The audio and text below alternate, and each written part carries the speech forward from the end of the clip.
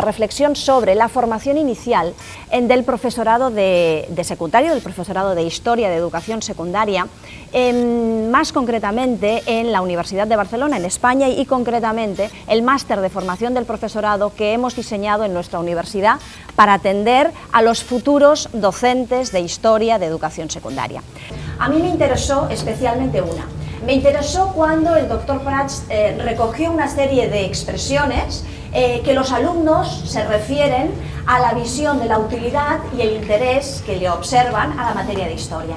Ellos no entendían, no les despertaba ningún interés la asignatura y además no le advertían ninguna utilidad. Y en una de las expresiones concretamente se dijo: es que no me gusta nada la historia y menos cómo la explica la profesora. Literalmente, claro. Esto yo lo escuchaba y enseguida busqué la conexión justamente con la exposición de hoy. ¿Qué relación tiene eso con la formación permanente y con la formación continua de nuestros docentes de historia? ¿Tiene alguna relación? ¿No lo tiene? Bien, obviamente el interés y la utilidad, como ustedes saben, de la historia tiene que ver con muchos factores, pero también debe y está relacionado con la formación que los profesores de historia tenemos y la manera como esa formación permanente y esa formación inicial llega a las aulas de secundaria. El proceso de construcción del conocimiento histórico es fundamental. La historia es porque la vamos elaborando. Es cierto que la historia es pasado, y nosotros estudiamos y trabajamos el pasado, pero nosotros, los didactas de la historia, lo que nos dedicamos fundamentalmente es a dar instrumentos a no solo los estudiantes de primaria o de secundaria, sino también a los adultos, de dar instrumentos para entender ese pasado. Y cuando hablamos de entender el pasado, hablamos de muchas cosas, no solo describirlo. Describir es la primera sección del conocimiento. Cuando nosotros queremos describir ese pasado, nosotros tenemos que plantearnos una hipótesis, tenemos que consultar fuentes históricas del tipo que sean y debemos de, finalmente, con el estudio crítico y empático de esas fuentes, debemos de contestar a la pregunta inicial o validar o no la hipótesis que nos hemos planteado. En definitiva, aprender a pensar históricamente es aplicar el método científico y ese es el gran elemento de la historia renovadora y esa es nuestra gran tarea pendiente. Justamente es esa, es convertir a la historia en una asignatura o en una disciplina de conocimiento en construcción. ¿En construcción por qué? Porque aplicamos el método científico. Y yo sobre todo considero que esa es la gran aportación que tiene la historia hacia cara a la formación de nuestros futuros adultos, de nuestros adolescentes. Darles instrumentos para que ellos sean capaces de interpretar el pasado, les da todos los instrumentos del mundo para poder interpretar el presente en el que viven. Que no tengamos ninguna duda que eso es fundamental para la mejora del mundo en el que vivimos. Dice, ha existido un cambio en la enseñanza, un cambio en las instituciones educativas y en las finalidades de los sistemas educativos. Esto estaremos todos de acuerdo. Por lo tanto, debe de cambiar el modelo de profesor. Y aquí añado yo, y no solo debe de cambiar el modelo de profesor, señoras y señores, sino debe de cambiar el modelo de formación inicial y de formación permanente. Todas las investigaciones sobre formación del profesorado, o la mayoría, han coincidido en que cierta formación que se ha llevado a cabo, tanto inicial como permanente, pues me temo mucho que no ha funcionado, con lo cual las investigaciones en formación del profesorado, a nivel genérico, no a nivel de historia, a nivel de genérico, nos han dicho que esto no funciona. Alternativas, la que nuestra compañera, la de María del Refugio, nos ha comentado una serie de opciones que se han ido o se han intentado aplicar.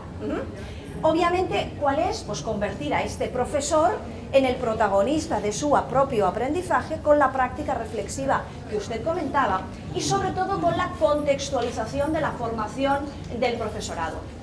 Cada vez más es la formación la que viene al centro y nos forma a nosotros buscando soluciones a determinadas problemáticas con las cuales nos podemos encontrar y no al revés. Este máster de formación del profesorado se diseñó, por lo tanto, teniendo en cuenta estas recomendaciones. El objetivo del máster es que el alumno en formación, el futuro docente, domine unos contenidos curriculares propios de la materia, pero esto es un engaño. porque estos alumnos ya tienen esa trayectoria académica, ya son licenciados en Historia, en Geografía, con lo cual, bueno, es simplemente si existen ciertos vacíos, poderlos cubrir en este sentido. Lo que más le interesa al máster, o el objetivo fundamental del máster, sobre todo, es la actualización didáctica, es decir, es proporcionar instrumentos a este futuro docente, para instrumentos didácticos, para que pueda ayudar a pensar históricamente a sus alumnos. Bien, la estructura del máster de formación del profesorado está dividida en una serie de bloques, como pueden ustedes comprobar. Haremos un recorrido muy rápido por ellos. Los bloques son los siguientes: existe un bloque genérico, un bloque de los complementos disciplinares, un bloque de didácticas, un bloque de prácticas y finalmente el que es el considerado el trabajo de final de máster. Bien, el bloque genérico. El bloque genérico tiene como objetivo que el futuro docente tenga conocimientos muy globales sobre lo que es la psicología, la pedagogía y la sociología de la educación. Si alguno de ustedes es profesor de secundaria, lo ha sido o pretende serlo, verán que los conocimientos psicológicos y pedagógicos, sobre todo de la evolución de la personalidad de un adolescente, son muy importantes cuando impartimos docencia en educación secundaria. Este bloque genérico es un bloque criticado, si me permiten, el menos considerado en el máster, en estas encuestas de satisfacción que hemos pasado a nuestros alumnos, fundamentalmente por eso, porque es muy teórico y poco práctico. De todas las materias que se contemplan, aquí tienen simplemente las más importantes: la sociología de la educación, la tutoría o la orientación, el aprendizaje y el desarrollo de la personalidad o contextos educativos. Miren ustedes, la asignatura que tiene más adeptos, la que gusta más de este bloque, justamente es la tutoría y orientación. ¿Por qué? Porque es la que los alumnos en formación ven que les será más útil en la práctica. El segundo bloque tiene que ver con los complementos de formación. Es decir, ¿el objetivo cuál es de este bloque? Pues es actualizar los conocimientos que estos alumnos deben de tener para poder impartir la asignatura. Es ya un clásico de que no se puede aprender aquello que no se sabe. Pero también es otro error, porque en un mes y medio no se puede ni se debe pretender formar en todos los contenidos curriculares que se deben de impartir. Este bloque se divide en una serie de asignaturas troncales, como ven, complementos de geografía, de historia o bien complementos de historia del arte. Y a continuación hay una serie de asignaturas optativas que tienen que ver, o tituladas taller de geografía, taller de historia o taller de historia del arte, que tienen un elemento mucho más práctico y van sobre todo enfocadas a preparar unos buenos temas de lo que nosotros llamamos oposiciones, es decir, para poder acceder a la educación pública en nuestro país. Bien, pasamos al siguiente bloque, el bloque de las didácticas. Este es uno de los mejores, el bloque más apreciado por los alumnos en formación. ¿Por qué? Porque ahora sí que a este alumno en formación, a este futuro docente, se le están suministrando los instrumentos para poder filtrar ese conocimiento académico que ellos pueden tener, filtrarlo y convertirlo en materiales, y no solo en materiales, sino en metodologías de aula que fomenten un aprendizaje histórico completo, tal y como comentábamos anteriormente. Las asignaturas tienen que ver con la didáctica de la historia y la didáctica de la geografía, incluyendo una asignatura que yo creo que es fundamental, que tiene que ver con la innovación educativa. La innovación educativa debe de llegar, como no podía ser de otra manera, a nuestra área, incluyendo aspectos, por ejemplo, como comentaba el doctor Santacana esta mañana, sobre el objeto, llevarlo a aula, o como comentaba el doctor Facal, sobre cómo hacer competentes a nuestros alumnos. Acabo. Y llegamos a la joya de la corona. Digo así porque realmente es como la consideran a este bloque, que es el bloque de las prácticas. El objetivo de este bloque es fundamental, es interactuar, por una parte, los conocimientos teóricos que poseen estos alumnos de su trayectoria académica como historiadores, geógrafos, etc. Por otra parte, los conocimientos adquiridos en el máster sobre didáctica, pedagogía, psicopedagogía, y por otra parte, la realidad. la realidad. Es el papel del tutor. También es un papel especialmente valorado por estos alumnos en formación. Tienen un tutor de la universidad, tienen un tutor del centro de secundaria donde imparten la docencia, y entre el tutor de la universidad, el tutor del centro y el propio alumno se crea un vínculo cercano a la mentoría que consideramos tan importante para la formación de este profesorado. Acaba con el trabajo de final de máster, en el cual se pretende sintetizar todos estos conocimientos adquiridos. La necesidad de que la teoría pivote en la práctica, sobre todo que a partir de la práctica se pueda generar reflexiones teóricas, pero sobre todo a partir de la práctica. Un elemento que a mí me parece fundamental en la sociedad del siglo XXI como la que vivimos, que es que la formación inicial debe potenciar la formación continua. Nuestros alumnos del máster deben de salir de nuestras aulas teniendo claro que esto solo es el principio y que su formación debe de ser para siempre. Formación inicial basada en la mentoría, en este alumno que acaba nuestro máster, que entra a dar clases en secundaria y que tiene un mentor que le ayuda en su proceso. Durante sobre todo el primer curso académico, cercano, imitando al trabajo, a la mentoría que se produce en otras profesiones. Convertir al futuro docente en sujeto activo de su formación inicial y de su formación continua. Que estos expertos infalibles nos parecen muy bien, pero seamos nosotros, desde nuestra reflexión, desde nuestra toma en contacto con nuestro contexto educativo, los que busquemos respuestas y que hayan obviamente unos formadores que nos guíen en este proceso, pero nosotros somos o deberíamos de ser, como futuros docentes, los grandes protagonistas. Muchísimas gracias. ¿Cómo puedo hacer para que mi alumno se interese? Yo siempre hablo de algo muy sencillo, que es la emoción. Hay que emocionarse, hay que sentir el pasado como algo muy cercano, apasionarse incluso. Esa es la mejor manera de motivar a un alumno de 14, 15, 16 años sobre el estudio del pasado. Una vez hemos emocionado, el aprendizaje viene solo. Eso nos pasa a los adultos. Con lo cual imagínese si no puede pasarle a un chico de 14 años. La emoción es fundamental. Dicho esto, a veces nos emocionamos muchísimo, pero tenemos un grupo de alumnos que no nos sigue. Entonces, ahí es cuando aparece la posibilidad de introducir instrumentos didácticos motivadores. Mire, no es lo mismo estudiar la Segunda Guerra Mundial, si yo llego a mi clase, abro la puerta y empiezo a dictar apuntes, fíjese usted, si llevo un juego de simulación de ordenador a aula, y les hago jugar ese juego, pero no para que jueguen y se entretengan, no, para que haya un resultado de aprendizaje. Mire usted que dos maneras tan diferentes existen de estudiar la Segunda Guerra Mundial.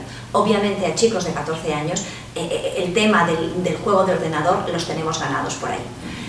Pero ahí tenemos que ir con mucho cuidado, porque cuando motivamos, eso es fundamental, y cuando empleamos instrumentos alternativos como estos también lo es. Pero no olvidemos que vamos a aprender, no vamos a jugar. Y todo esto tiene que tener un porqué y tiene que tener una secuencia didáctica perfectamente establecida. Un libro de consulta no va a poder presentar toda esta información compleja, rica, ¿no? Sin embargo, consideramos que el mundo en que están nuestros alumnos ya es el mundo del internet, del teléfono celular, del Facebook, de muchas cosas, y que mucha información que puede ser alternativa, se puede encontrar precisamente en estos medios. Entonces, la supervivencia del libro está en complementarse con estos medios. Y también lo contrario, nosotros no somos de los que propugnamos que todo se encuentra en internet, ¿no? Los libros van a seguir cumpliendo una función esencial, tanto por la forma en que se leen, ¿no? Que puede uno detenerse, ¿no? Que implica una lectura menos cansada, hasta cuestiones más profundas de la posibilidad de reflexión que se tiene con el libro y que no se tiene con las pantallas, con los videos. Entonces el libro es necesario. Que los alumnos aprendan a leer en libros de papel sigue siendo necesario y formativo. Pero ya no podemos pedirle al libro de texto que contenga toda esa riqueza, toda esa complejidad que difícilmente se puede tener. Lo que necesitamos es buscar la combinación de ambos elementos. Entonces, a lo que nos enfrentamos en la corrección de los libros de texto de primaria es la cuestión didáctica, ¿no?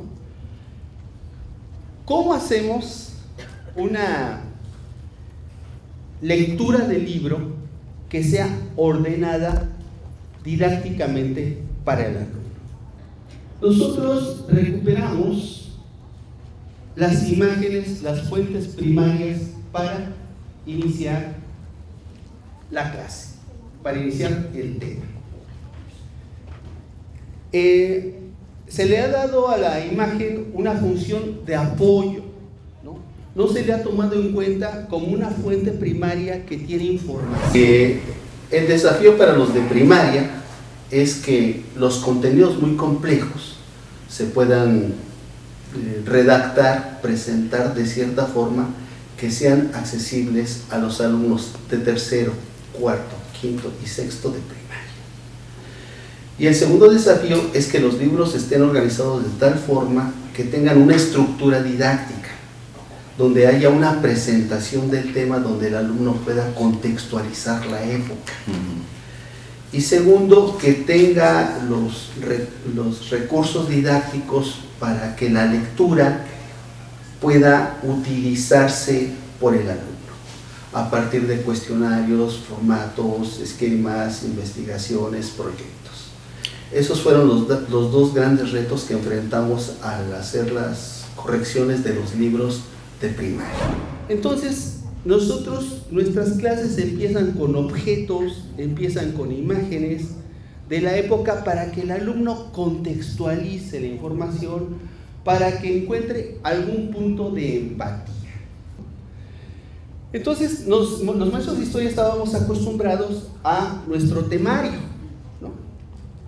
Prehistoria, el mundo grecorromano, Edad Media, etcétera, ¿no? Pero nunca habíamos visto que tuviéramos que trabajar por aprendizajes esperados. Los aprendizajes esperados tienen una lógica que nunca fue suficientemente explicitada, que es un círculo donde actividades donde el alumno primero tenía que ubicar, ¿no?, los hechos y acontecimientos, después tenía que identificar los procesos históricos, posteriormente tenía que explicar causas y consecuencias, valorar culturas e investigar, ¿no? Este círculo, que es el de los aprendizajes esperados, pues tenía cierta lógica. Sin embargo, nos ganaba la lógica de los temas. Hay que ver los temas, lo importante son los temas, no los aprendizajes esperados. Esto nos lleva otra vez a la cuestión memorística, a la cuestión enciclopédica, a la cuestión del examen de si identificamos y recordamos o no cierta información. En cambio, los aprendizajes esperados nos daba una posibilidad más activa de enseñanza de la historia. Esto lo tratamos de llevar al libro de texto. Entonces, nuestro postulado es que el mensaje de relevancia que debemos de tener sobre cualquier tema de historia, que ya lo mencionó hace rato el doctor Santacana, o sea, todo el patrimonio, toda la historia es un patrimonio y ese patrimonio es universal. Y de alguna forma nos concierne y de alguna forma podemos aprender de ello. Entonces, ese mensaje de relevancia se tiene que llevar a tres lenguajes: al lenguaje pictórico de las imágenes, de los objetos, a la imagen infográfico, que es de los esquemas, y al enfoque textual, que es el convencional de los libros. Sobre estos lenguajes, ¿no?, tenemos que crear andamios. ¿Qué quiere decir esto? Cuestionarios, formatos, esquemas, donde el alumno recupere la información más relevante que le estamos presentando a partir de esos lenguajes. ¿Para qué? Para que el alumno lo pueda aplicar, utilizar en talleres de museología, de periodismo, de dramatización, que hagan que el conocimiento no sea solo libresco, memorístico, sino que sea un conocimiento útil. Cuando el alumno trabaja en talleres, con sus compañeros de forma cooperativa, es una forma que el alumno socializa elementos no solo de carácter informativo histórico o analítico, sino también éticos, incluso estéticos. Nosotros tenemos más de 100 alumnos titulados con esta metodología, la conocemos a detalle. Trabajamos otro elemento importante que es caracterizar cómo reaccionan los alumnos al tiempo histórico. Esto es muy importante porque quien lee es alguien, número uno, presentista, que no le interesa el pasado, que le parece una carga inútil y no la toma en cuenta. Entonces nosotros conocemos perfectamente ese tipo de alumnos, lo vemos pues con sus celulares, sus audífonos, lejos de nosotros. Por otro lado, aunque tenemos menos, son alumnos de tipo tradicionalista, que tienen culturas muy acentuadas, muy cerradas. En el Distrito Federal hay pocos, supongo que en otros lados, a partir de las religiones, a partir de las creencias, hay otros tantos. Tenemos alumnos progresistas, que son alumnos que creen en la razón, en la ciencia, en que se puede progresar en este mundo a partir de trabajo. Esos son los que sí leen, esos sí son los que tienen un acercamiento mejor a la cultura escolar. Y por último tenemos a los alumnos conservadores, que si les gritamos nos hacen caso, que si los presionamos nos hacen caso, que si los dejamos de presionar nos dejan de hacer caso y se van a hacerle caso a quien los presione. Entonces, estas características del tipo de alumno que nosotros utilizamos, tratamos de adecuar a las actividades que ponemos en este libro y que están aquí mencionadas. Entonces, está el mensaje, está esta actividad de preguntas sobre la imagen, ¿no? Y le pedimos al alumno que esa información la empiece a ubicar en un organizador gráfico. Los organizadores gráficos son otro lenguaje que permite a la mente, no al alumno, a la mente del alumno, asimilar mejor la información. Es importante hacer esta diferenciación entre el alumno y la mente del alumno, ¿no? Realmente son dos seres autónomos y es la mente del alumno la que luego nos permite integrarlo al mundo de la historia. Esperamos nosotros hacerlo con el alumno, pero también la mente del alumno tiene su propia lógica, su propio orden, su propia voluntad. Por eso le ayudamos con estos andamios que les llamamos esquemas. Posteriormente pasamos a la lectura de la línea del tiempo y del mapa. Esto lo hacemos con preguntas. No solo basta ver la línea del tiempo y los mapas, sino podemos hacerlos que los lean a partir de preguntas, que son las que presentamos. Después venía la parte de cómo damos el tema. Entonces aquí nosotros planteamos preguntas problema, a veces son utilizadas como preguntas detonadoras, a partir de las cuales se puede desarrollar un tema. Entonces es una buena estrategia partir del aprendizaje basado en preguntas y problemas para que el alumno le tome sentido a la información. Entonces nosotros vinculamos la última parte de los temas, que son los temas para analizar y reflexionar, que son temas de investigación, con estos proyectos. Quiero concluir diciendo que la evolución de los libros de texto va hacia este tipo de libros de texto con secuencias didácticas que permitan a los profesores y a los alumnos una asimilación de los temas con más orden y organización. Y consideramos que a partir de esto va a ser posible que el alumno tenga un conocimiento más activo, participativo, y tal vez algún día pueda saber de qué país nos independizamos. Les agradezco mucho su atención. Trabajamos con una imagen de una tumba egipcia, ¿no? donde está dibujado el cielo, la tierra, el inframundo, ¿no? Igual con símbolos maravillosos, ¿no? Entonces lo que quisimos mostrar en cada imagen del bloque es lo excepcional del ser humano del que somos parte.